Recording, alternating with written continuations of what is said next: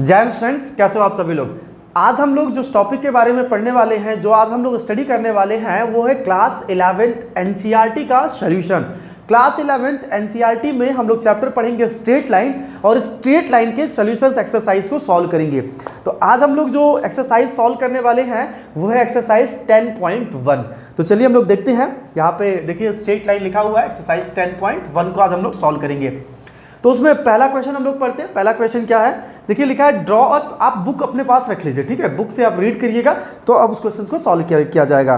Draw a quadrilateral in the Cartesian plane, कह रहा है एक कार्टेशियन प्लेन बनाइए और उसमें क्वाड्रिलेटरल को ड्रॉ करिए। हुज वर्टिसेस आर -4 5 0 7 5 -5 एंड -4 -2, ये हो जाएगा। इसके बाद कह रहा है ऑल्सो फाइंड इट्स एरिया, उस क्वाड्रिलेटरल के हमको क्या फाइंड करना है, एरिया फाइंड करना है। तो सबसे पहले हम क्वेश्चन 1 का सॉल्यूशन देखते हैं कि ये कैसे सॉल्व होगा। तो सबसे पहले क्या कह रहा है कि आपको एक क्वाड्रिलेटरल को ड्रॉ करना है। तो पहले हम एक्सिस बना लेते हैं। ये हो गया हमारा axis, x axis, x dash, y और वाई डैश, ये हो गया। अब कह रहा है क्वाड्रिलेटरल ड्रॉ करना है इन कार्टेशियन प्लेन। ये प्लेन को क्या बोलेंगे, कार्टेशियन प्लेन। कोऑर्डिनेट ज्योमेट्री जहां पे इंडिकेट होता है उसको हम लोग कौन सा प्लेन बोलते हैं, कार्टेशियन प्लेन। कौन कौन सा पॉइंट है, हुज वर्टिसेस आर -4, 5। तो देखिए पहला है -4, 5, 1 2 3 4, ये -4 हो गया। 1 2 3 4 5, तो ये अप्रोक्सीमेट यहां पड़ा, ठीक है। आप ऐसे dot dot dot dot line से बना सकते हैं, ठीक है। तो ये हो जाएगा। इसको मान लेते हैं ए, पॉइंट कितना है, -4, 5 है। इसके बाद क्या है, बी 0 7, तो 0 7, तो 0 यहां पे हो गया। 7 हमको क्या मिलेगा, और अपर साइड मिलेगा, ठीक है। तो 1 2 3 4 5 6, इसको और ऊपर लेके चले जाते हैं वाई एक्सिस को, ये वाई एक्सिस, तो 6 और 7, तो ये मिल गया हमको। ये हमारा पॉइंट क्या हो जाएगा, बी क्वाड्रेंट हो गया 0, 7। चलिए यहां तक हो गया। इसके बाद क्या कह रहा है, 5 -5, तो 5 कहां मिलेगा, 1 2 3 4 5, और -5 1 2 3 4 5, तो ये अप्रोक्सीमेट मिल जाएगा हमको यहां पे। ये हम इसको मान लेते हैं C, और क्या हो जाएगा ये 5, -5, ये मिल गया। और लास्ट है -4 -2, तो -4 देखिए 1 2 3 4, ये -4 हो गया, -2 1 2, ठीक है, ये हो जाएगा। तो ये मिल गया। इसको हम मान लेते हैं D, और ये है -4 -2, ये मिल गया। तो ये हो गया ग्राफ की प्लॉटिंग। पॉइंट को हमने कार्टेशियन प्लेन में क्या कर दिया, इंडिकेट कर दिया। इसके बाद कह रहा है आप इसको मिला दो तो क्वाड्रिलेटरल बन जाएगा। तो A B, ये हो जाएगा A B, और C, ऐसा समझिएगा, ये हमने मिला दिया तो क्या हो गया C, और इसके बाद D, ये हो गया। इसको मिला दीजिए पूरा, तो ये आपका क्या बना देगा, एक क्वाड्रिलेटरल। तो ये हमारा क्वाड्रिलेटरल हो गया ABCD, ठीक है। तो ग्राफ भी प्लॉट हो गया और क्वाड्रिलेटरल भी बन गया। अब कह रहा फाइंड इट्स एरिया, हमें इस क्वाड्रिलेटरल की क्या फाइंड करनी है, एरिया फाइंड करनी है, ठीक है, सॉल्व कर लेंगे। देखिए क्वाड्रिलेटरल की एरिया फाइंड करने के लिए हमें क्लास 10th का ट्रायंगल वाली प्रॉपर्टीज को यूज करना होगा। क्लास 10th के ट्रायंगल वाली प्रॉपर्टीज क्या है कि एक ट्रायंगल है, ये हो गया, ठीक है। इसमें ये वाला क्वाड्रेंट क्या है, x1 y1, सेकंड क्वाड्रेंट क्या है, x2 y2, और थर्ड क्वाड्रेंट क्या है, x3 y3। तो इस ट्रायंगल ABC, नामकरण कर दीजिए ABC। फर्स्ट वर्टेक्स को हमने A बोला, सेकंड B है, थर्ड C है। अब इस ट्रायंगल की एरिया हमको क्या मिलेगा, 1/2 x1 y2 - y3 plus x2 y3 - y1 plus x3 y1 - y2, ये मिलता है एरिया ऑफ द ट्रायंगल। ये हमको, ये एरिया ऑफ द ट्रायंगल का फॉर्मूला है, ठीक है। क्या है, 1/2 x1 y2 - y3 plus x2 y3 - y1, ये 1 है ना, y1 plus x3 y1 - y2 है। अब हम इस ट्रायंगल का यूज करेंगे क्वाड्रिलेटरल के एरिया फाइंड करने में। तो कैसे, हम क्या करने वाले हैं, देखिए ये D है, ये A है, ये B है, ये C है, ये D है, तो हम D वाले पॉइंट को क्या करेंगे, B वाले पॉइंट से मिला देंगे। तो देखिए कुछ इस टाइप से, ऐसा, ये। तो अब देखिए तो हमारे पास दो ट्रायंगल हो गया। कौन कौन सा ट्रायंगल, एक ट्रायंगल हो गया ABD, एक ट्रायंगल ये हो गया, और दूसरा ट्रायंगल BCD, दो ट्रायंगल हो गए। हम इन दोनों ट्रायंगल की एरिया निकालेंगे इस वाले मेथड से। ट्रायंगल वाली जो एरिया फॉर्मूला है 1/2 x1 y2 y3 x2 y3 y1 x3 y1 side 2 से हम इस ट्रायंगल की एरिया और इस ट्रायंगल की एरिया निकालेंगे और दोनों को क्या कर देंगे, प्लस कर देंगे, तो हमें इस पूरे क्वाड्रिलेटरल की एरिया मिल जाएगी। क्लियर हुआ कि हम क्या करेंगे, इस ट्रायंगल की एरिया निकालेंगे और ये BDC वाले ट्रायंगल की एरिया निकालेंगे और दोनों को क्या कर देंगे, प्लस कर देंगे। तो चलिए देखते हैं, ये वाला फॉर्मूला हटाते हैं और इस ट्रायंगल की एरिया को सॉल्व करते हैं। ठीक है, चलिए इसे इरेज कर देते हैं। ठीक है, आप इस डेफिनेशन को नोट कर लीजिएगा, इस फॉर्मूले को नोट कर लीजिएगा।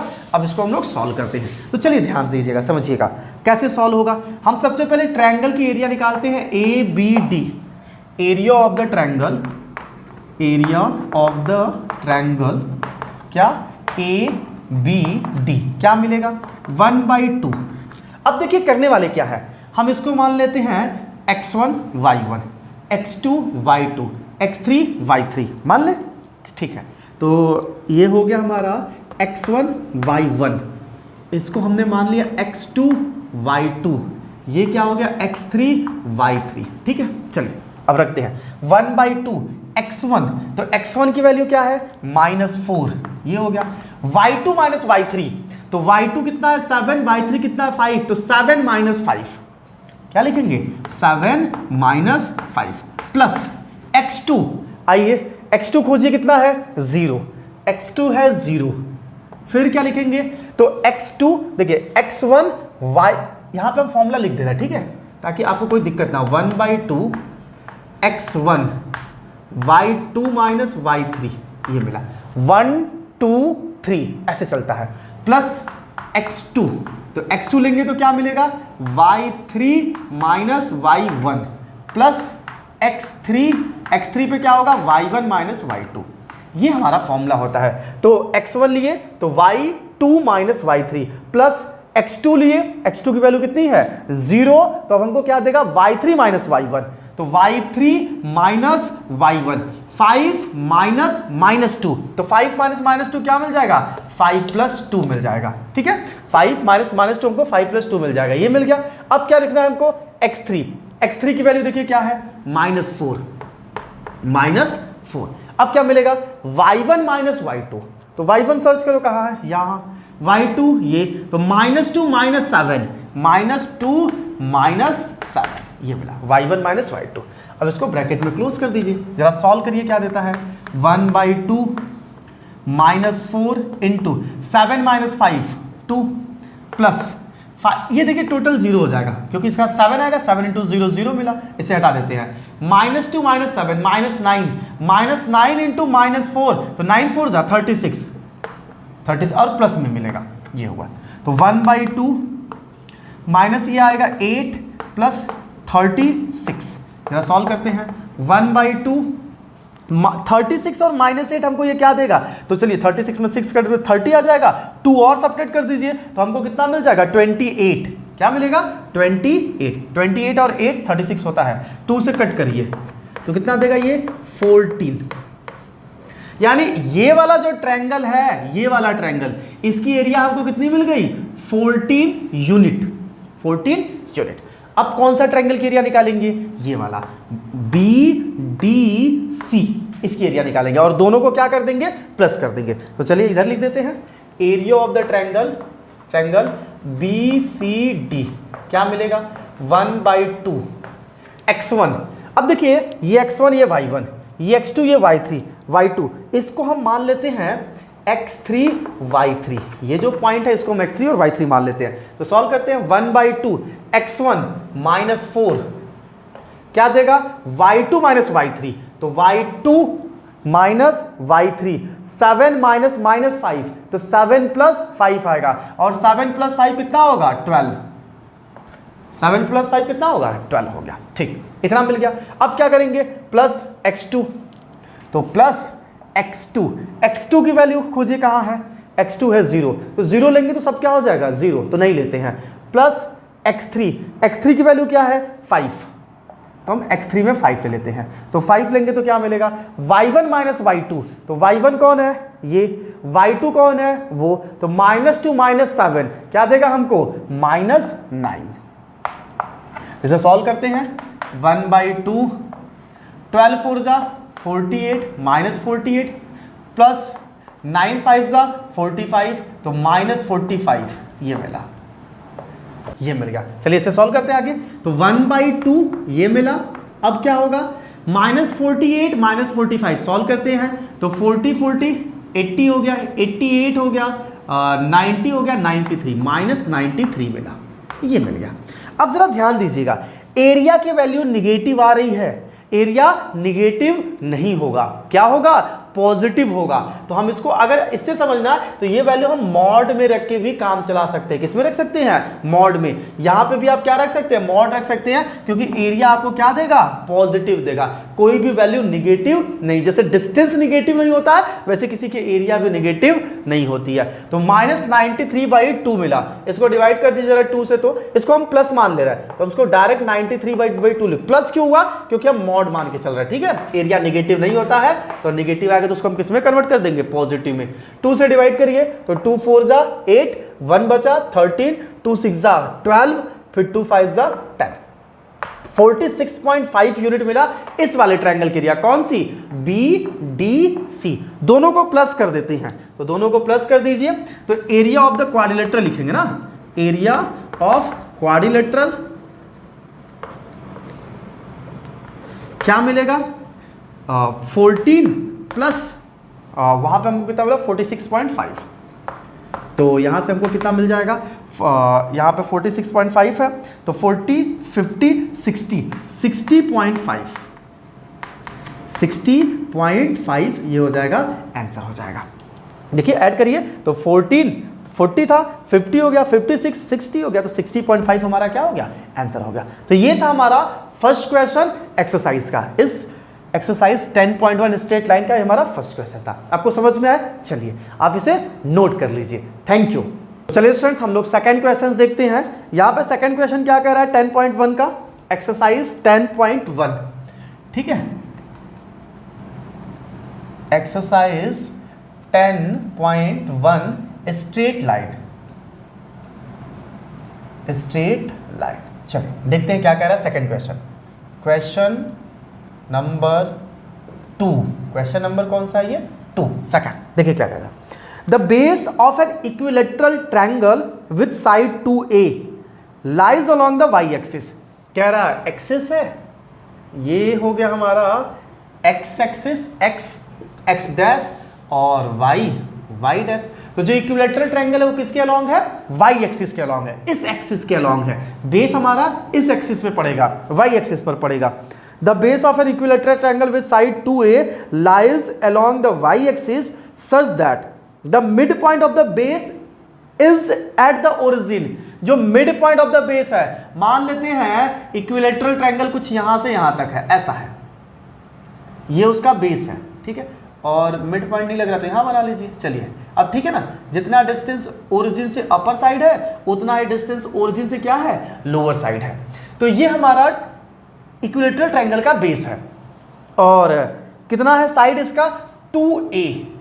ये टोटल साइड कितना है 2A, और अगर ये मिड पॉइंट होगा तो ये कितना होगा A, और इधर भी कितना मिलेगा हमको A, क्योंकि ओरिजिन उसका क्या है मिड पॉइंट है। Lies along the y axis such that mid point of the base is at the origin, find the vertices of the triangle. तो उससे जो ट्रायंगल बन रहा है उसका वर्टिसेस फाइंड करना है। तो चलिए देखते हैं, एक इक्विलेटरल ट्रायंगल कुछ इस टाइप से बनेगा। जब बेस ऐसा होगा तो एक मान लेते हैं इक्विलेटरल ट्रायंगल इधर की तरफ बनेगा। ऐसा भी हो सकता है कि एक इक्विलेटरल ट्रायंगल इधर की तरफ बने, ये भी तो पॉसिबल है कि इक्विलेटरल ट्रायंगल अगर हम बेस ये माने तो इस साइड भी बन सकता है और इस साइड भी पॉसिबल है। इस साइड पॉसिबल है तो देखिए इक्विलेटरल ट्रायंगल है तो जितना डिस्टेंस ये है, कितना डिस्टेंस है 2A, तो ये भी डिस्टेंस कितना होगा 2A, होगा कि नहीं होगा, ये भी डिस्टेंस कितना होगा 2A।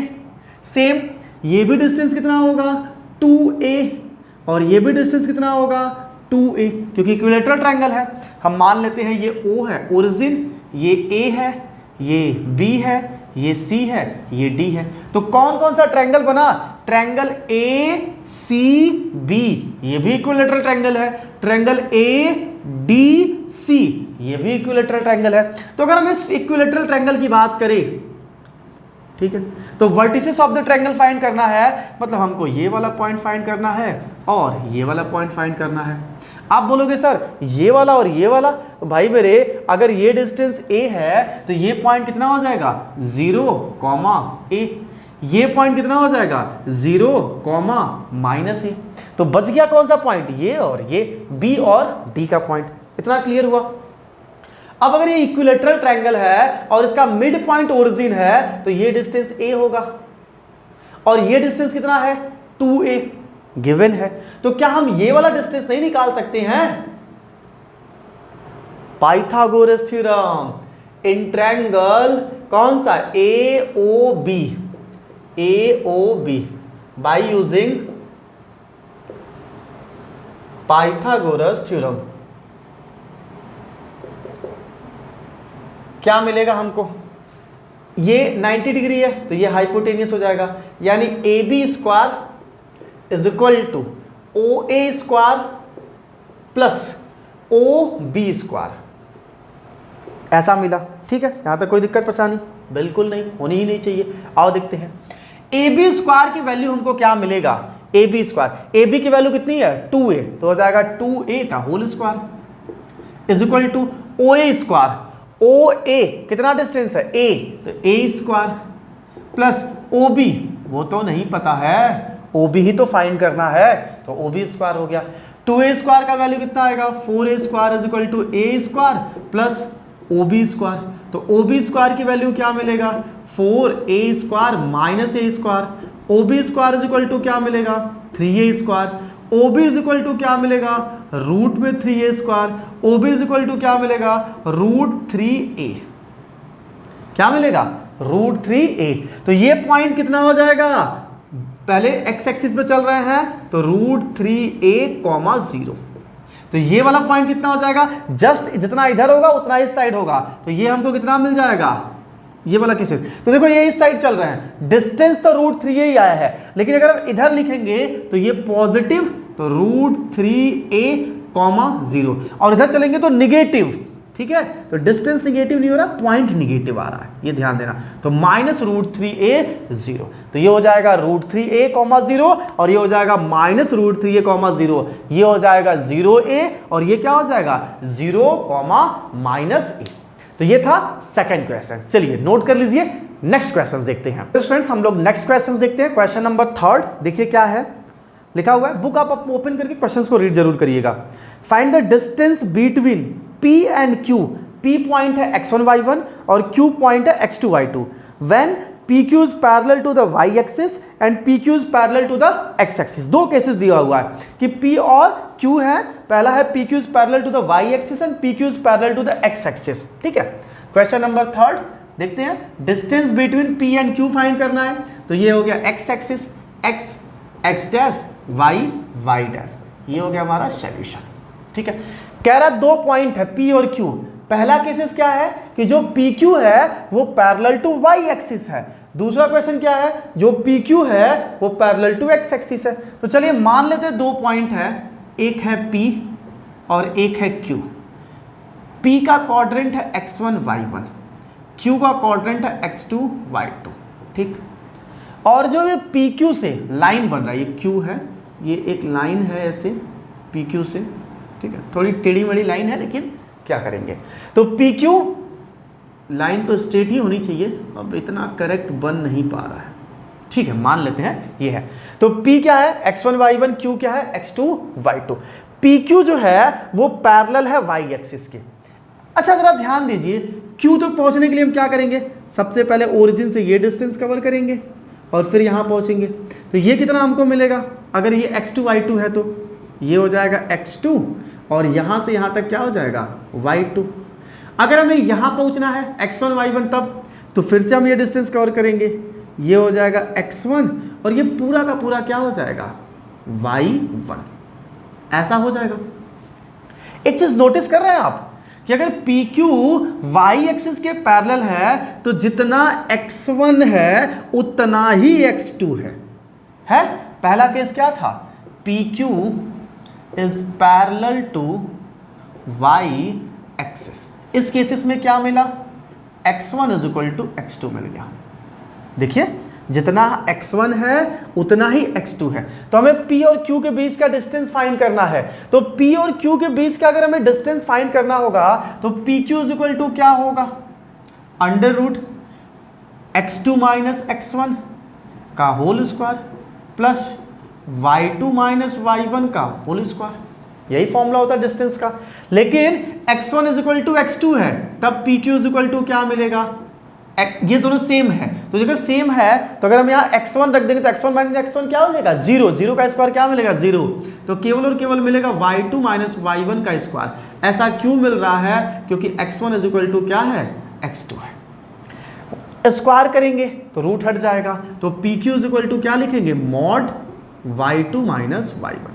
मॉड क्यों लगा रहे हैं, क्योंकि डिस्टेंस है। डिस्टेंस हमेशा क्या मिलता है, पॉजिटिव मिलता है। हो सकता है कि y2 की वैल्यू छोटी हो, y1 की वैल्यू बड़ी हो, अगर मॉड नहीं लगाएंगे तो हमको मिल जाएगा नेगेटिव, जो कि रॉन्ग हो जाएगा। तो हमें क्या चाहिए, पॉजिटिव, इसलिए हम क्या लगाएंगे, मॉड। तो ये हमारा आंसर हो गया, PQ की वैल्यू मिल गई y2 minus y1। Second question इसी में क्या है, सेकेंड क्या है, PQ is parallel to x axis. PQ parallel to x axis है। तो अगर PQ parallel to x axis है, सपोज करिए, अब एक दूसरा इसी में बना दें। चलिए मान लीजिए ये है P है, ये Q है, ये P है, ये Q है। इसका कोऑर्डिनेट है x1 y1, इसका कोऑर्डिनेट है x2 y2, और ये लाइन है, ऐसा ये लाइन है, ठीक है। अगर ये लाइन है और पैरेलल टू x एक्सिस है तो जरा P तक पहुंचिए। तो P कैसे पहुंचेंगे, ऐसे पहुंचेंगे। सबसे पहले ये चलेंगे तो ये हो जाएगा हमारा x1, इसको इरेज कर दे रहा है, ठीक है, पहले क्वेश्चन का कंप्लीट हो गया। और ये हो जाएगा y1, ये डिस्टेंस।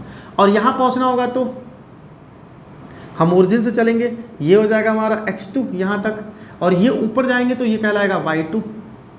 तो एक चीज़ नोटिस कर रहे हैं कि जब PQ x एक्सिस के पैरेलल है, इसका मतलब क्या हुआ, इसका मतलब ये हुआ कि जो y1 y2 के इक्वल है। इसका मतलब क्या हुआ, y1 is equal to y2।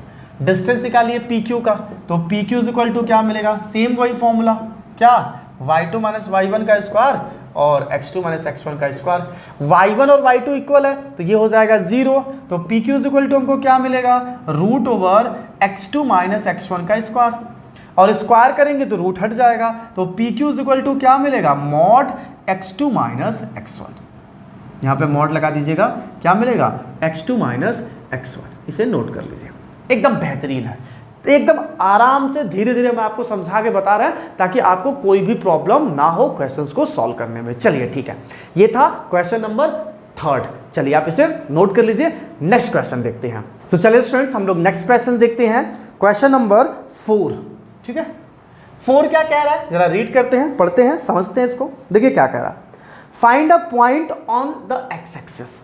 जो पॉइंट है वो कहां पे है, एक्स एक्सिस पर। अब जरा समझिए, अगर कोई पॉइंट एक्स एक्सिस पर होगा, अगर इसको हम एक ग्राफ बना लेते हैं सिंपली इसको समझने के लिए। अगर कोई पॉइंट एक्स एक्सिस पर होगा तो उसमें एक्स क्वाड्रेंट तो होगा, वाई क्वाड्रेंट क्या होगा, 0। अगर कोई पॉइंट वाई एक्सिस पर होगा, इसमें वाई क्वाड्रेंट, देखिए यहाँ वाई क्वाड्रेंट तो होगा लेकिन एक्स क्वाड्रेंट क्या होगा, 0। तो एक्स एक्सिस पर कोई पॉइंट होगा तो उसका क्वाड्रेंट क्या होता है, plus minus x comma 0। Y axis पर कोई क्वाड्रेंट होगा तो उसका साइन क्या होगा, 0 प्लस माइनस वाई। ये चीज ध्यान में रखिएगा, चलो काम आएगा। Find a point on the x axis which is equidistant from the points 7, 6 and 3, 4। कह रहा जो पॉइंट एक्स एक्सिस पर कहीं है वहां से दो अलग अलग पॉइंट है, एक है 7, 6, एक है 3, 4। इन दोनों का डिस्टेंस इक्वल है। पहले वाले पॉइंट से, एक्स एक्सिस वाले पॉइंट से पहले वाले पॉइंट के बीच का डिस्टेंस और एक्स एक्सिस वाले पॉइंट से दूसरे वाले पॉइंट के बीच का डिस्टेंस क्या है, इक्वल है। कोई दिक्कत नहीं है, हम लोग बना लेंगे। तो इसे हम लोग मान लेते हैं, ये हटा देते हैं, इसे हम मान लेते हैं कि ये पॉइंट क्या था, x, 0 था। 2 पॉइंट है, वो कौन कौन सा पॉइंट है? एक है 7 6, दूसरा है 3 4। तो 7 6 मान लेते हैं 1 2 3 4 5 6 7, और 1 2 3 4 5 6 मान लेते हैं, यहाँ पे आया 7 6, और एक 3 4 है 1 2 3 1 2 3 4 यहाँ। क्या ज़रूरी है ग्राफ पे ही एकदम ऐसे इंडिकेट करना है? अरे कोई ज़रूरी नहीं है। हम मान लेते हैं ये पॉइंट P है, ये A है, ये B है। ये कितना था 7 6, ये कितना है 3 4। तो कह रहा P से A का डिस्टेंस जितना है उतना ही डिस्टेंस P का B से है। तो आपको लगेगा सर गड़बड़ हो गया क्या, ये डिस्टेंस कम है, ये डिस्टेंस ज़्यादा है। भाई मेरे ये पॉइंट हमने मान लिया है, अज्यूम किया है। जरूरी नहीं है कि ये पॉइंट यहीं पे हो, ये पॉइंट यहाँ भी हो सकता है, यहाँ भी हो सकता है, यहाँ भी हो सकता है, कहीं पे भी हो सकता है। तो इस फिगर पे ये रफ फिगर है ना, ये रफ फिगर है, ठीक है, क्योंकि अभी हमको पता नहीं है। चल ठीक है, बस हम अपने समझने के लिए फिगर को बना दिए हैं। हम मान लेते हैं ये डिस्टेंस इक्वल है। अगर डिस्टेंस इक्वल होगा तो इसका मतलब क्या हुआ कि PA इक्वल होगा PB के, ऐसा होगा। अगर डिस्टेंस इक्वल होगा तो जितना PA है उतना ही हमको क्या मिलेगा, PB मिलेगा। तो PA किसी भी 2 पॉइंट के बीच का डिस्टेंस कैसे निकालते हैं, y2 माइनस y1 का whole square plus x2 minus x1 का होल स्क्वायर, ये लिखेंगे। तो अगर हम इसको x1 y1 इसको x2 y2 मान ले तो y2 माइनस y1 यानी 4 माइनस 0 का whole square plus x2 minus x1 तो 3 माइनस x का होल स्क्वायर, ये मिला, इक्वल टू PB इन दोनों पॉइंट के बीच, तो ये x1 ये y1 ये x2 और y2, तो 6 माइनस 0 का whole square plus 7 minus x का होल स्क्वायर। ये दोनों आपस में क्या होगा, equal. Squaring for both side कर दीजिए, तो PA स्क्वायर इक्वल होगा किसके, PB स्क्वायर के। स्क्वायरिंग फॉर बोथ साइड करेंगे तो रूट क्या हो जाएगा, हट जाएगा। तो यहाँ 4 का स्क्वायर मिलेगा 16, और ये हम लिखेंगे 3 माइनस x का whole square is equal to 6 का स्क्वायर 36, और ये देगा 7 माइनस x का होल स्क्वायर। चलिए सॉल्व कर देते हैं थोड़ा सा। तो 16 प्लस 3 माइनस x का whole square 9 plus x square minus 6x is equal to 36 plus 7 का square 49 plus x square minus 14x, ये मिला। अब इसको सॉल्व करते हैं, चलो देखते हैं। 16 9 कितना हो जाएगा 25 plus x square minus 6x। तो देखिए x स्क्वायर से x स्क्वायर कैंसिल आउट हो जाएगा, ठीक है। तो 6 square 25 minus 6x is equal to 36 और 49, तो 49 50 30 80 85, ये मिला, और माइनस 14x ऐसा मिला। 14x को इस साइड लाते हैं, 25 को उस साइड भेजते हैं, तो minus 6x plus 14x, minus है इस साइड आएगा तो क्या हो जाएगा प्लस, इज इक्वल टू 85 ये, और 25 को उस साइड भेजेंगे तो माइनस 25 आ जाएगा ऐसा। माइनस 6x प्लस 14x कितना मिलेगा 8x, 6 6 12 13 14 8x आया, इज इक्वल टू, इसको सेपरेट करिए, 5 माइनस 5 0, 8 माइनस 2 6 आएगा, तो 8x इज इक्वल टू 60 मिलेगा। x इज इक्वल टू क्या मिलेगा 60/8, कट करिए, किससे 2 से कट कर लीजिए, तो ये हो जाएगा 30/4, फिर 2 से कट कर लीजिए 15/2, ये मिला। यानी x की वैल्यू कितना मिला हमको 15/2, डिवाइड करेंगे तो 7.5 आएगा, तो 7.5 भी लिख सकते हैं। तो P पॉइंट क्या हुआ, पॉइंट P क्वाड्रेंट क्या होगा 15/2, ये, तो ये हमारा क्या हो जाएगा आंसर हो जाएगा। तो ये था क्वेश्चन नंबर 4। आपको समझ में आया कि नहीं आया, तो समझ में आया तो लिखिए हाँ सर समझ में आ गया, ये सर क्लियर, एकदम क्लियर हो गया, ठीक है। चलिए इसे आप नोट कर लीजिए। तो देखिए पहला पार्ट में हम केवल ये 4 क्वेश्चन रखते हैं, क्योंकि सारे क्वेश्चन एक ही पार्ट में सॉल्व करेंगे ना तो वीडियो बहुत ज़्यादा लेंथी हो जाएगा। तो आप बताइए कमेंट करके कि क्या हम नेक्स्ट सारे पार्ट एक ही वीडियो लेक्चर में कवर करें कि 3-3 4-4 क्वेश्चन का ग्रुप बना के सॉल्व करें। आप इस वीडियो को देखिएगा तो नीचे कमेंट करके जरूर बताइएगा कि एक एक्सरसाइज पूरा एक वीडियो लेक्चर में करें या उसको छोटे छोटे पार्ट में डिवाइड कर दे। चलिए कमेंट करके जरूर बताइएगा। चलिए थैंक यू सो मच।